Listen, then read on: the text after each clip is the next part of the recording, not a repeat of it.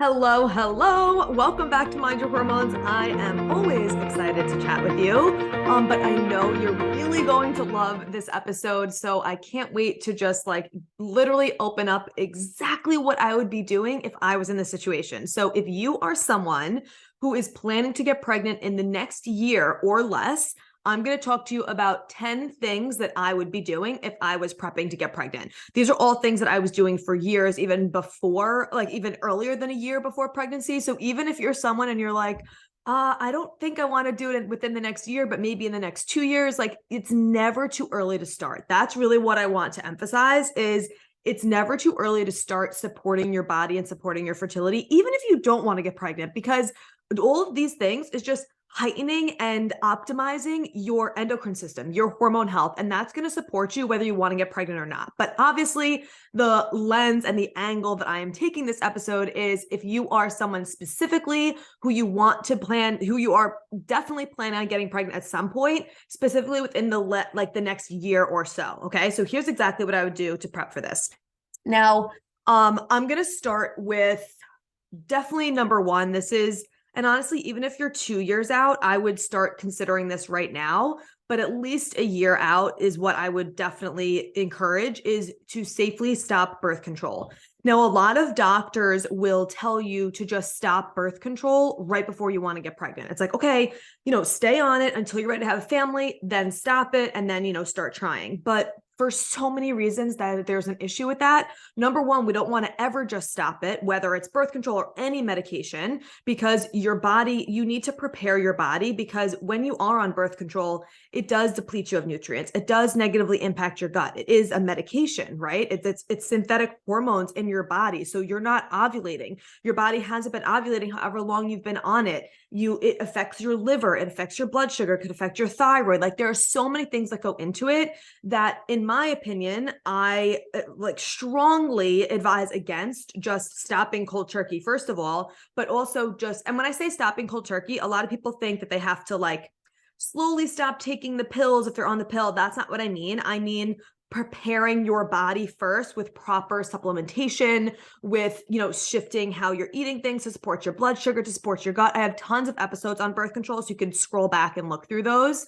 But so that's what I mean when I say cold turkey. I don't mean oh, you have to wean yourself off. That's not what I mean. I just mean prepare your body.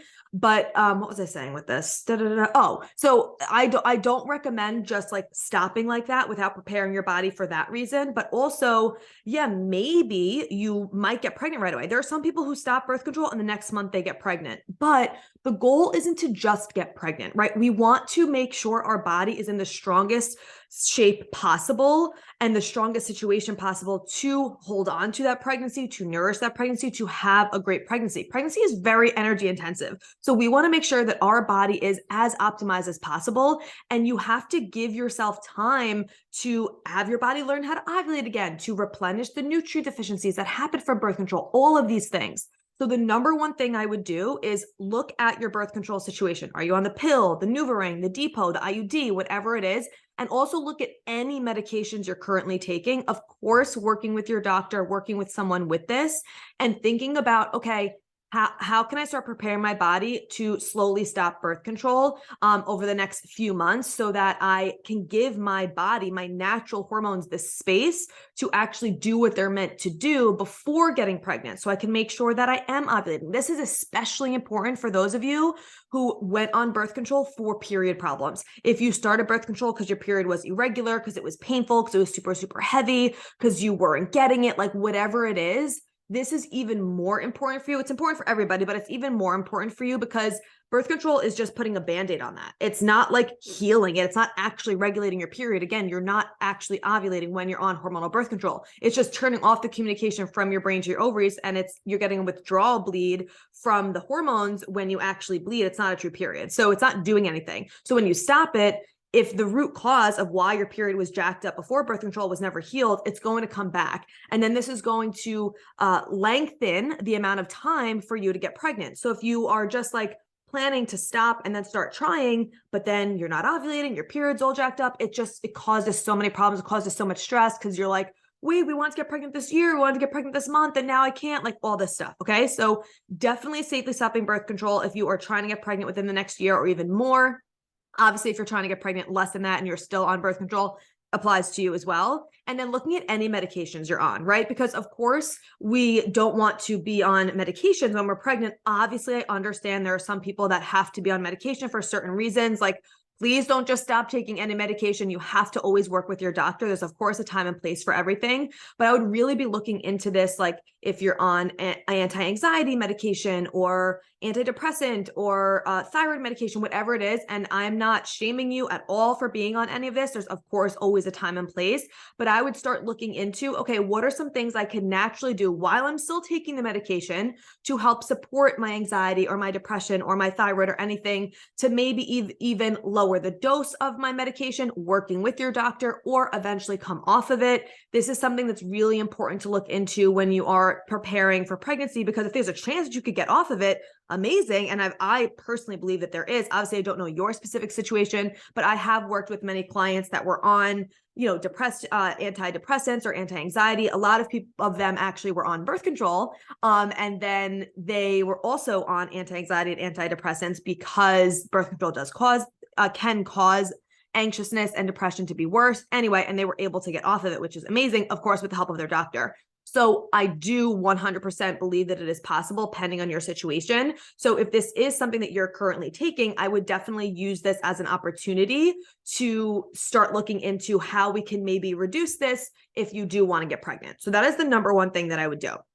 Number two is, and this is for when you are off the birth control, or if you're someone you're like, Corinne, I'm not on hormonal birth control. Okay, then here's what I would do is start or continue, if hopefully you're doing this already, but if not, tracking and confirming ovulation. And I don't just mean tracking your period on the Flow app or whatever. Like, okay, that's a great start, but we want to make sure that you are tracking your ovulation and looking for strong progesterone levels and actually confirming that you're ovulating. You can't confirm ovulation on just an app. That's impossible. You also can't confirm ovulation with LH strips.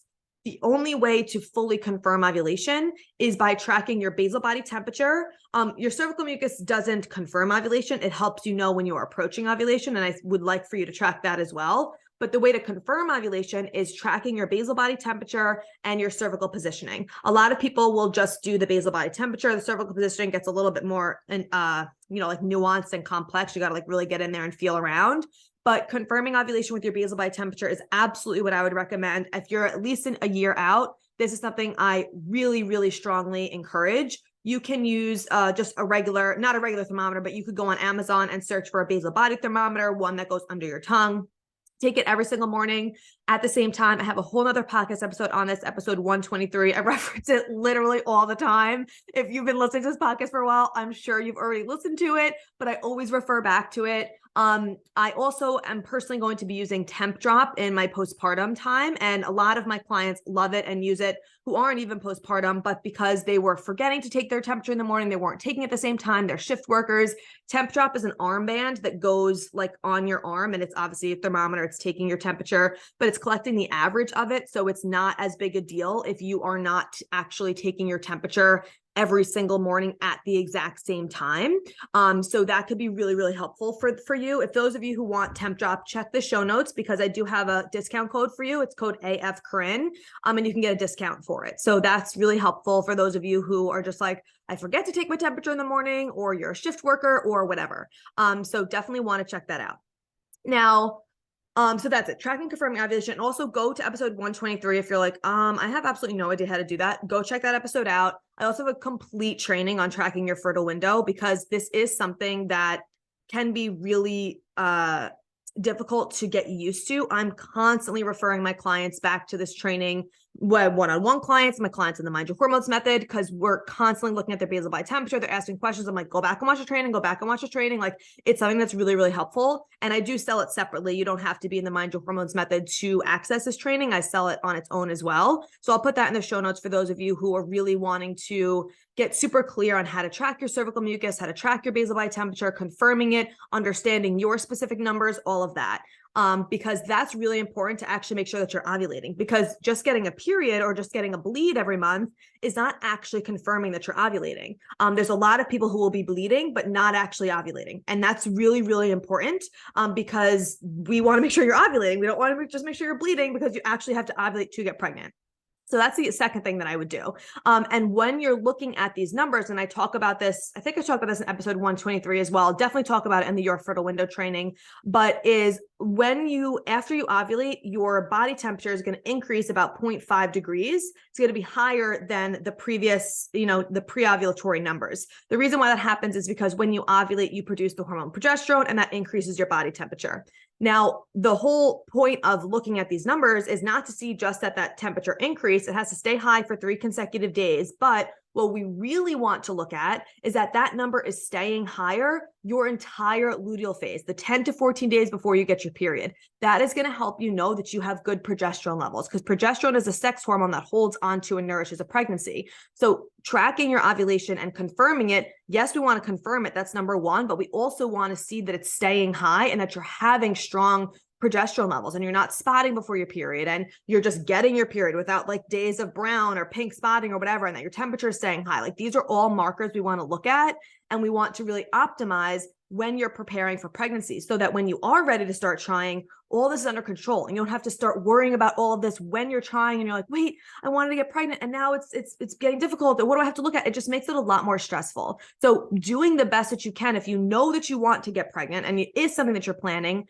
why not take the time to really optimize all these things in your body so that it makes the experience a lot easier and a lot higher chance of getting pregnant more quickly and having a better, pregnancy experience. Obviously, some people don't have the luxury of planning. It just happens. It is what it is. But if you do know that you're going to be planning, then this is what I would recommend. And also, obviously, I don't recommend doing this all at once, right? Like, take it one step at a time. It's not like you have to just do all of 10 of these steps right away.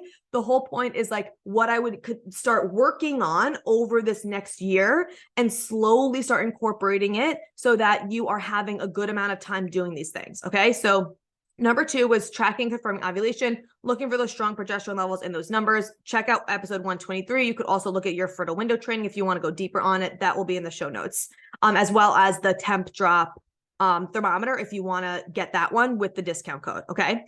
Number 3 is really optimizing your period in general, making sure that your period is regular, that it's not painful, that you don't have PMS symptoms, and that if you do have an irregular period, if you do have PMS symptoms, if it is painful, if any of these things are going on, that you're getting down to the root cause of it. Because the quality of your period is going to let you know a real big insight of the quality of your fertility.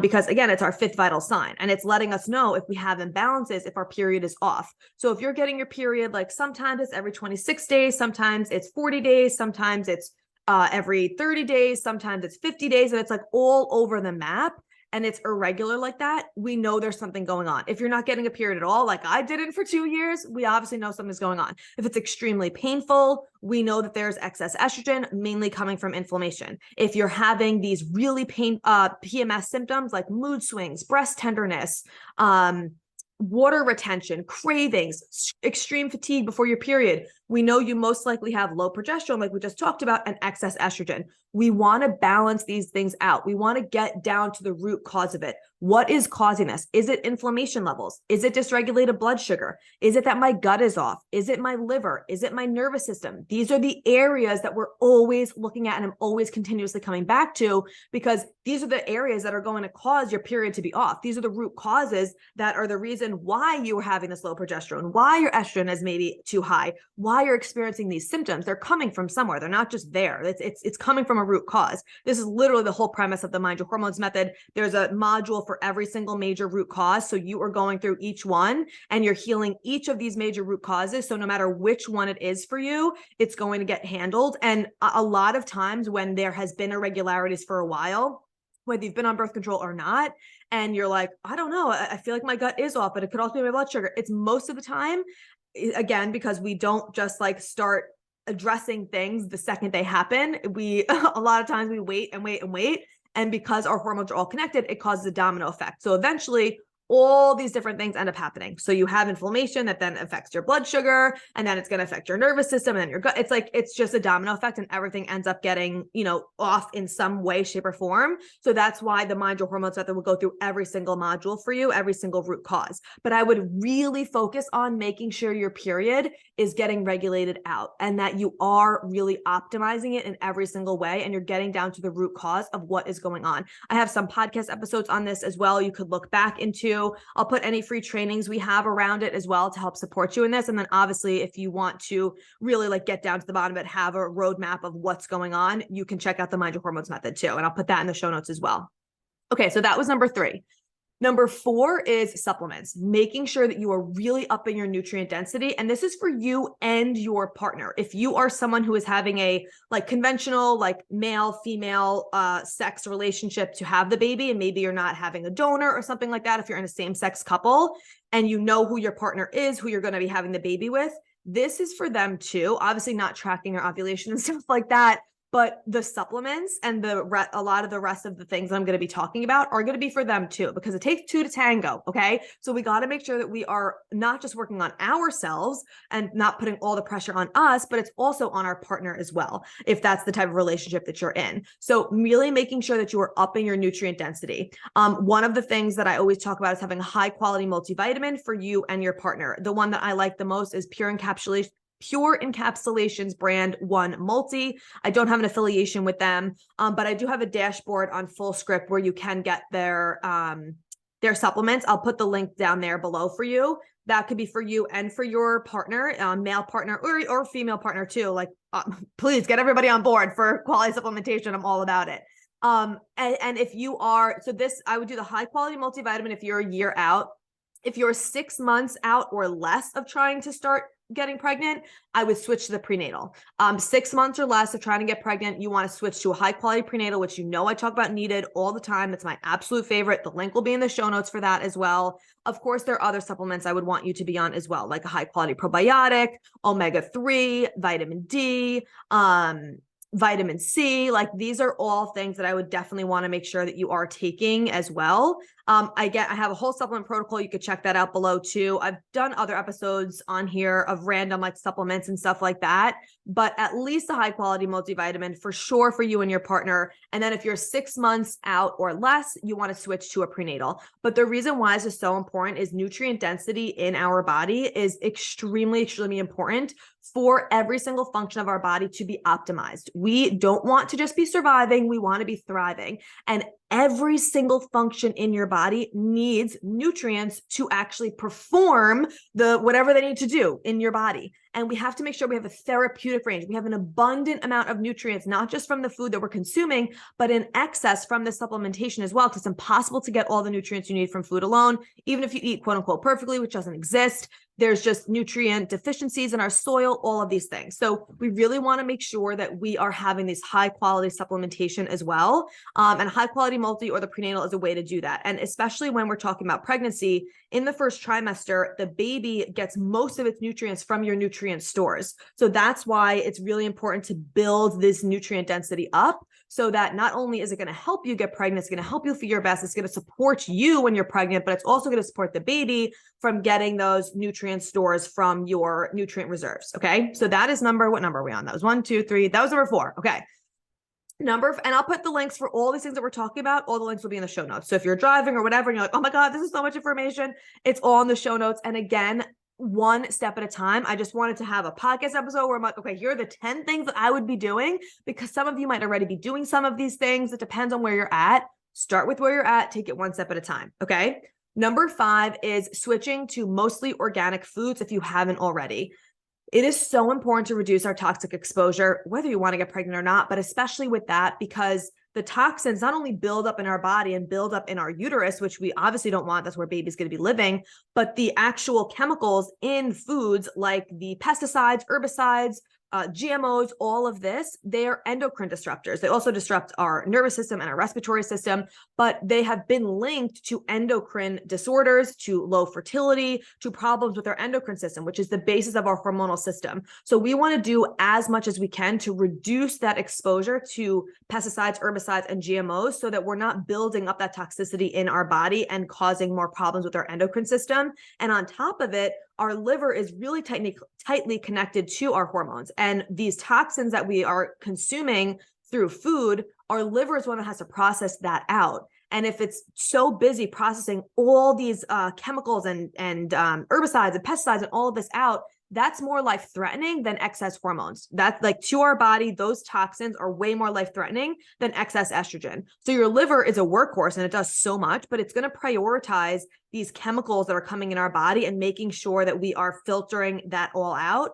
And then if it has enough bandwidth and enough energy, then it will get through and work on the excess hormones. But if not, then those excess hormones are not going to get filtered out, and they're going to then go recirculate back into your body. And it can cause these symptoms of the migraines, the acne, the PMS, the painful periods, irregular periods, all these things. Okay. So really doing your best to start swapping things out and having organic foods as much as possible. At least the Dirty Dozen. If you go to ewg.org, that's the environmental working group. They have the Dirty Dozen and the Clean 15. The Dirty Dozen are the 12 fruits and vegetables you absolutely want to make sure are organic, because they have the most amount of pesticide residue on them. So that's where I would definitely start, as well as any animal products if you are someone that does consume animal products. The Dirty Dozen and animal products are where you need to start with swapping to organic foods, because that is where you will greatly reduce the majority of your exposure.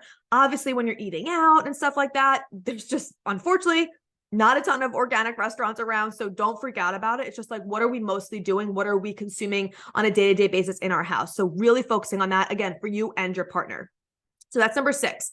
Number 7 is kind of along the same lines, is slowly start switching your beauty and your household cleaning products. The exact same reason is for the toxins. The conventional beauty and household cleaning products are loaded, I mean loaded with literally thousands in each little product, in each face, what is it called? Concealer, in each concealer, in each shampoo, in each eyeshadow, whatever. There could be thousands of chemicals in each one that we were putting on our skin, directly on our skin, which goes right into our bloodstream on a daily basis. Even the stuff that we're just, like the Windex we're using, or household cleaning products, whatever it is, all of these, unfortunately, the conventional ones have a lot of toxins within them. So we really want to do our best to slowly start switching them over. And this is something that takes a lot of time, because you're not just going to throw out everything that you own and purchase a whole bunch of new beauty products and household cleaning products and all this stuff at once. You're going to need to take time to do this. So that's why, we're talking about, okay, planning in the next year, whatever it is, one step at a time. And when you run out of a product, start switching to a new one. Again, I have a whole free guide. It's what is it called? Pregnancy Safe. It's also, if you're not pregnant, obviously, it's just the Safe Beauty and Household Cleaning Products guide of all the beauty products, the household cleaning products, everything that I recommend. And it's very inclusive for all different types of hair, textures, skin tones, everything. So definitely check that out. It's totally free. You could download it so it can help you if you're like, oh my God, I don't even know where to start. The Environmental Working Group is another amazing resource for it. But I have a whole guide for you, so you could download that for free if you want to start switching some things over. Okay, next up, we have looking at your caffeine intake for your nervous system and your blood sugar support. So really just nervous system stuff in general. And caffeine, a lot of times, specifically coffee too, has been linked to some issues with fertility. Again, it does deplete you of nutrients. It does spike your cortisol levels. All of these things are going to impact your fertility. So really just start taking a look at it. Am I really dependent on my caffeine? Am I having 3 to 4 cups of coffee a day? Am I dependent on it for my energy?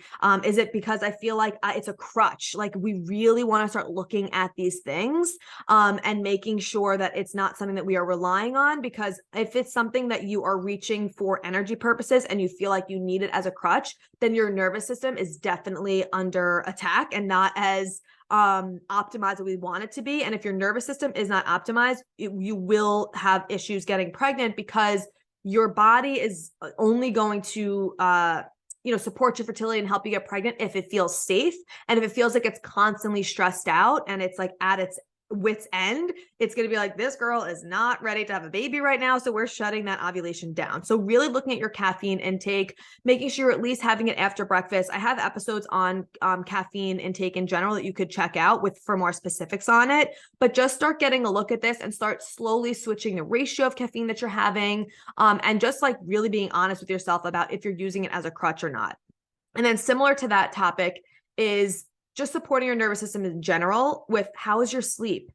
Can we add in meditation? What can we do to help support our stress response? Because again, if our stress response and our cortisol levels are completely jacked up and they're really not doing the best that they can be doing, it is going to impact your fertility because cortisol is a top tier hormone. And if your cortisol levels are off, it can delay or turn off your ovulation, which is of course going to impact you getting pregnant. And this is something that's really difficult for a lot of people, me included in the beginning, because we live in a society that glorifies being busy, that glorifies go, go, go, go, go, never stopping, never slowing down, never taking time to meditate. Oh, I don't have time. So I got to do this. I got to do this. Like, I got to just have more coffee. I got to have my pre-workout. Like, I got to do all these things. And these things are really negatively impacting our fertility in a big, big, big way. So taking the time to slowly start incorporating this 2 minutes a day of meditation, just like if you have a year or even 6 months before you're getting pregnant, this is the time to really start looking into that and strengthening your nervous system so that it is on board for getting pregnant. If your nervous system is not on board and does not feel safe, it's not going to support your actual getting pregnant journey. Okay. So really looking at that from a sleep perspective, from a meditation perspective. And then the last thing I would say, I think we are covering all of them. The last thing I would say is taking an honest look at your movement. This is again, kind of ties into your nervous system. Are you over exercising? Are you doing workouts just because your ego is telling you, oh, I have to do this. I have to run. I got to go to CrossFit. I got to go to spin. I got to break a sweat. Otherwise I'm not going to lose weight. I'm not going to burn enough calories, like whatever it is, but you feel depleted after. You feel like you're not even seeing any composition change in your body. It's just something that you're like on this hamster wheel of thinking that this is what you have to do. Really take an honest look at how you feel after you move your body. And if you're doing it from an ego perspective, or if it's something that actually feels really good in your body. And what I would do is really start prioritizing your pelvic floor, because your pelvic floor is something that is really essential all the time, whether you want to get pregnant or not, but especially during pregnancy, because your pelvic floor is what's going to eventually be holding the weight of the baby, of the uterus, of all the more blood, like everything that's going on. It's like, if you think about it, like a watermelon is like bouncing up and down on your pelvic floor. Like we have to strengthen that up. That's not only going to help you during the delivery process and pushing, it's also going to help you in your postpartum to reduce like leakage and the actual like your transverse abdominal abs, just like healing everything postpartum is really going to help you with all of that. So I would say really looking at Pilates is a really great way to help strengthen your pelvic floor. That is something that I really prioritize a lot before pregnancy, and I see that it has helped me a ton, and it continues to help me throughout pregnancy. So really taking a look at that as well, of what types of movement you're doing. Are they actually supporting you? Do you feel depleted after? How can we work on movements that are actually going to support our pelvic floor to prepare our physical body for pregnancy, not just getting pregnant, but the actual whole experience of it, because it is a journey. And the more that your body is prepared and strengthened for it, the better the experience that you are going to have. So I know this was a lengthy episode. I know that there's a lot of things in here, but everyone's starting at a different point. I wanted to make sure that I hit on, obviously there's so many things that go into this. I could have talked about 10 more things to focus on, but these are just 10 things that really came to mind that I know are going to really, really support you. So check the show notes for all the links that we talked about. Obviously, if this resonated with you, I would love to know. Come slide into my DMs, share this on your stories, whatever it is. I would love to see where you're at in your journey, how this is helping you, and take it one step at a time. This is not a marathon. Again, this is for those of you who are knowing in advance that maybe you're going to be prepping for pregnancy in the next year or 6 months. And this is exactly what I would start doing to prepare your body. So I hope you enjoyed this one. Thank you so much for being here. As always, make sure you check the show notes for all the links we talked about, and I will see you in the next episode.